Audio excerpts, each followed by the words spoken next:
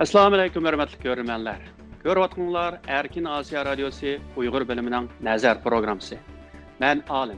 Biz bugün Xitay hökumətinin Amerikadakı Xalqaralıq Dini Erkinlik Komitetinin rəisi Gail Manchin xanım və onun müavin rəisi Tony Perkins əfəndi bu şənbə günü cəza elan qanunluq doğrusunda alayda söhbət elib barmız. Biz bu münasibət bilan məzkur komitetinin komissarı Gary Barr əfəndini bu söhbətə alayda təklif qıldıq. Söhbətimizə xoş gəldiniz, komissar əfəndi. Siz bilan söhbətləşdiyimdən xursandman. Rəhmət.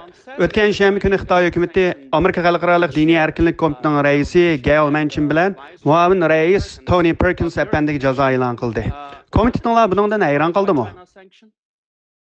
Oh, nothing really surprises us about the Communist Chinese Party and what it was. Xitay Kompartiyasının bu qılğanları bizni ancha hayron qoldirdi. Ular doim haq-nohaqni ostin-ustin qilishga urinadi. Hozir butun dunyo ularning diniy e'tiqodga ziyonkashlik qilayotganligi, Uyg'ur va boshqa osonliq millatlarning kishilik huquqini dafsana qilayotganligini obdan biladi.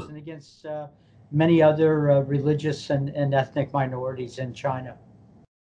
Why do you think the Sizningcha Xitoy hökuməti nemishqa bu vaqtda komitetlarga jazo yurgizdi? Well, USCIRF, I'm very pleased to say, has gotten much more tough and much more direct in our critique of Amerika Xalqaro Diniy Erkinlik Komitetiga vakolatdan shuni degim keladiki, komitetimiz Kommunist Xitoyning o'z fuqarolariga olib borgan qilmishlarini bevosita ham qattiq ayblab keldi. Men hatto bizning komitetning raisi va muavin raislariga bir og'iz hasad qilyapman. Ular bu sababda tanlanib chiqdi. Mening bu Xitoy hukumatidan meni bu tizimlikka qachon kirgizsizlar deb so'rag'im bor. Men bu Xitoy hukumatining ta'qib va bostirish siyosatlariga qarshi so'zlab kelyapman. Siz mo bilasiz, dunyodagi barliq kuzatish kameralarining yarmidagidek Kommunist Xitoyda. Albatta ularning ko'p qismi Uyg'ur va Tibet rayoni hamda boshqa joylarda kishilik huquq va Xitoy fuqarolarining diniy erkinligini bostirish uchun urlashtirilgan. are in communist China, and of course many of those are deployed in the Uyghur areas of the country and in Tibet and in other places in order to suppress the human rights and religious liberty of the Chinese people. Yes, that's actually my question, Commissioner Bauer. Shundaq, sizdan so'ramoqchi bo'lgan savolim shu. Bauer əfəndi. Komissar Nuri Turkelishkinlar mayli diniy erkinlik bo'lsin yoki Uyg'urlarga yurgizayotgan irqiy qirg'inchilik bo'lsin, Xitoy hukumatini tanqidlab kelyapsizlar. Sizningcha sizlar ishkinlar nemishqa bu jazo tizimlikka kirmadinglar? Oh, I assume that the communist bureaucrats that made this decision just looked at who was the chairman of the commission and then the vice chair and thought that was a convenient way to make Mencha Xitoy kommunist amaldorlari bunday qarorni berishda kimning bu komitetning raisi yoki muavin raisi ekanligiga qaraydi va buni aqdigan chora deb o'ylaydi. Albuki ko'pchilikka desam, bizda 9 komissar bor. Biz 2 partiyalik komitet, 5 komissar Cumhuriyetçiler Partiyasi rahbarlari, 4 komissar bo'lsa Demokratlar Partiyasi rahbarlari tomonidan tayinlangan. Yaqinqi yillardan beri 9 komissarning hammasi Kommunist Xitoyning Uyg'urlarga, xristianlarga, buddistlarga elib borgan bostirishlarni ayblab, nolga qarshi 9 ovoz, ya'ni to'liq ovoz bilan qarshi turib keldi. Biz Kommunist Xitoy hukumatiga emas, Xitoydan texnik ko'p manfaat olishning ko'yda yurayotgan Amerikalik tijoratchilarga davomli chaqiriq qilib keldik. Yaqinda biz yana guvohlik berish yig'inlari ochib, Amerika shirkatlarining Xitoyda savdo qilmasligi kerakligini aytdik. Hamda Amerikaning qimmat qarashlarini qo'llashning eng to'g'ri va eng muhim yo'l ekanligini eskartdik. The other way in order to expand their own profits.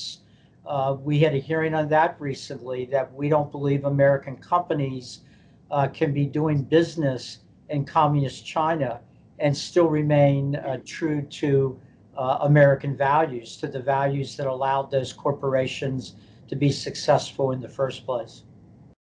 And after the US, EU, Britain and Canada sanctioned for Chinese officials for their crimes against Amerika, Yevropa İttifaqı və Kanada Xitoy amaldorlarini insoniyatga qarshi jinoyat o'tkazganligi va Uyg'urlarga irqiy qirg'inchilik yurgizganligi uchun jazo oldi.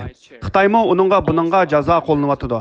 Komitetinglarning raisi va muavin raisi Kanada, Yevropa va Angliya parlamentining a'zolari, shundaqla tadqiqotchilar va aqllar markaziga kishilarga jazo e'lon qildi. Siz Xitoyning o'zi yaxshi ko'rmagan barliq g'arbliklar va hukumat amaldorlariga jazo qo'llanishida biror asosning borligiga ishonamsiz? Yes, you really bring up I think, a very important point. All of the entities that you mentioned are sanctioning communist China, not because we don't like, in fact, love the Chinese people. We have great admiration for them. İşenaman, siz nihoyatda muhim bir nuqtani o'tirg'a qo'ydingiz. Siz tilga olganlarning hammasi kommunist Xitoyni jazoladi. Bu bizning Xitoy xalqini yomon ko'rganligimizdan emas. Amaliyotda biz ularni hurmatlaymiz. Biz faqat o'z xalqining bostirgan Xitoy kompartiyasini jazolayapmiz. Ammo ular bunga qanday javob berdi? Ular Amerikadagilar va Yevropadagilardan boshqa hech kimga jazo bermadi. Yaxi Yevropa bilan Amerikani kishilik huquqqa xiloflik qildi, o'z xalqini bostirdi deb aybladi. Amaliyotda ular Xitoy xalqiga zulm sanmanglar deganligimiz uchunla bizga jazo yurgizdi. O'ylaganingizdek, Xitoy bu ishga bak kirishib oldi. Albuki bu ikki bolaning maktab oilasidagi jiddildek oddiy ish edi. O'ylasangiz nihoyat kulkilik. Albatta, Xitoy bu masalada gangrab qoldi. Ish ching'i chiqqan sari o'zlarini yetim qoldirdi. Chunki ular bu vaqtning o'zida buyuk davlatga aylanmoqchi edi. Ular o'z fuqarolarining aqalli kishilik huquqiga ko'ngil bilmadi. Har odamning parvardigoriga e'tiqod qilishdek tabiiy huquqi bo'ladi. Hukumat bunday aqalli kishilik huquqqa aralashib olmasligi kerak. Increasingly, they are isolating themselves.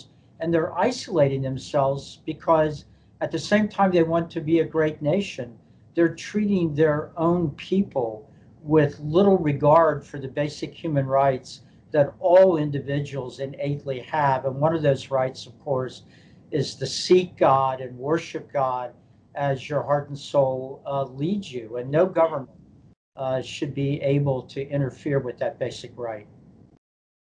Now that China has sanctioned your commission chair and the vice chair, plus Xitoy ishlarining komitetlarining raisi va muavin raislarga jazo yurgizgan bo'lsa, buningdan burunroq Xitoy komiteti raisi, Kengash palata a'zosi Marco Rubio va o'tgan navbatlik Amerika hukumatida vazifa o'tagan shaxslarga jazo yurgizdi. Xitoy yana Kanada, Angliya va Yevropa parlamenti a'zolariga, shundaqla aqllar markaziga jazo qo'llandi. Sizningcha Xitoyning jazo tadbiri sizlarning komitetinglarning izchil qilayotgan ishlariga, shundaqla Xitoyning Uyg'urlarga yurgizayotgan irqiy qirg'inchiligi va diniy ziyonkashligi bo'lgan andishalarni ifodalashga to'sqinlik qilamdi.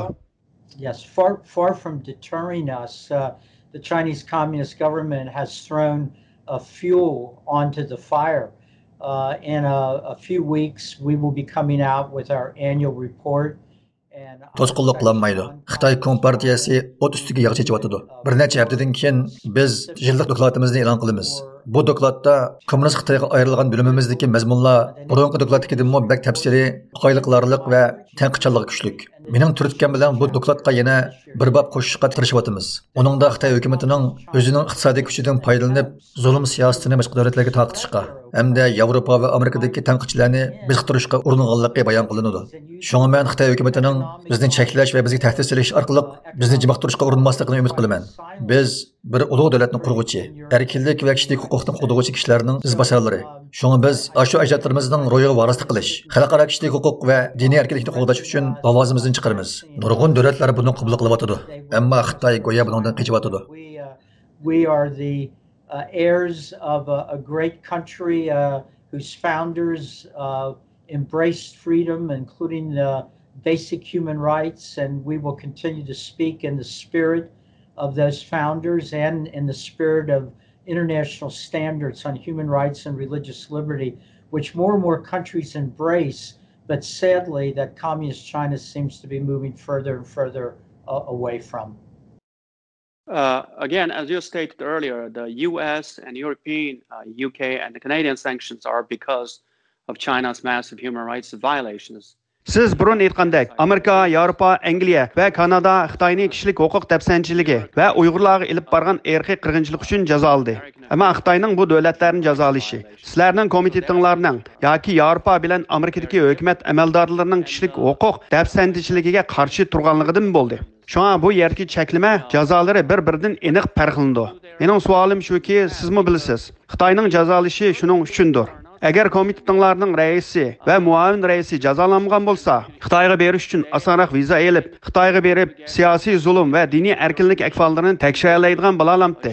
Ba'zi kishilar uchun aytganda, ular jazoga uchramasin, Xitoy baribir ularga viza bermaydi. Whether sanction or not, China is not going to give you visa either way. You're absolutely right. The communist Chinese have not allowed commissioners from our commission into communist China for many years. We were going to ask again this year, fully expecting to be turned down. To'g'ri dedingiz. Kommunist Xitoy hukumati komitetimiz a'zolarini Xitoyga kirgizmaganiga xili yillar bo'ldi. Biz bu yilda qayta talab sunayli davatimiz. Ammo rad qilinishimiz aniq. Shunga buning önemi yo'q deb qarayman. Mencha Xitoy kommunist amaldorlari bu yerda o'z partiya a'zolarini qo'llaydiganligi haqida ushur bermoqchi. Ular shu ideyada qaytarma zarba beryapti. Shu vajidan mening ularning o'z ichida nima ishlarni qilayotganligini bilgim keladi. Xitoy hukumati o'z fuqarolarini jimoqtirayotgan bo'lsa-mu, ularni unutib qolmaganligimizni aytib qo'ygim keladi. Biz sizlarning kishilik huquqlarini qo'llash uchun davomli chaqiriq qilamiz. Men qirib qoldim.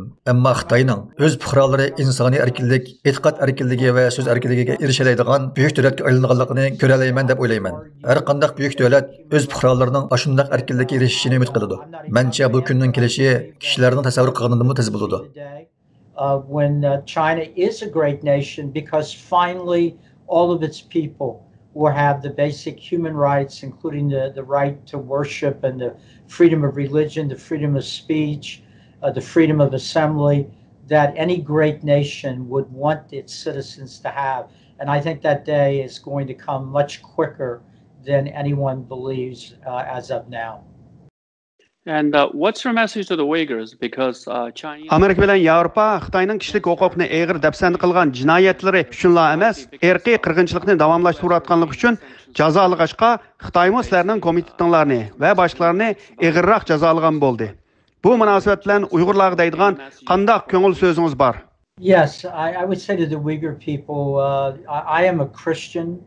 I know the Uyghurs have a number of different faiths, but for the most part, they are overwhelmingly of the Islamic faith.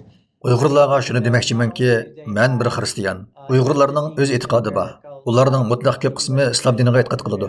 Men ularga shuni bildirmoqchi. Ularning Amerika Xalqaro din erkinlik komitetiga o'xshash organi bor. Bu organ ularni unutib qolmaydi. Biz ular uchun gap qilishni davom qilamiz. Men yana ularga shuni deyalaymanki, Amerikadagi va G'arbdagi millionlagan xristianlar ularning zulmdan va ziyonkashlikdan qutulishi uchun duo qiladi. Biz yana amaliy harakat qo'llanib, qo'limizdagi barliq imkoniyatlardan foydalanib, ularni erkinlikka chiqarishga tirishamiz. All the levers at our disposal to try to bring them relief. Bugun bu suhbatga vaqt ajratib chiqarganingiz uchun ko'p rahmat. Suhbatingizga qatnashganligimdan men xursandman. Hurmatli ko'rmanlar, bugungi ziyoratimiz bu yerda oxirlashdi. Kelar qitim ko'rishguncha xushvaqt bo'ling.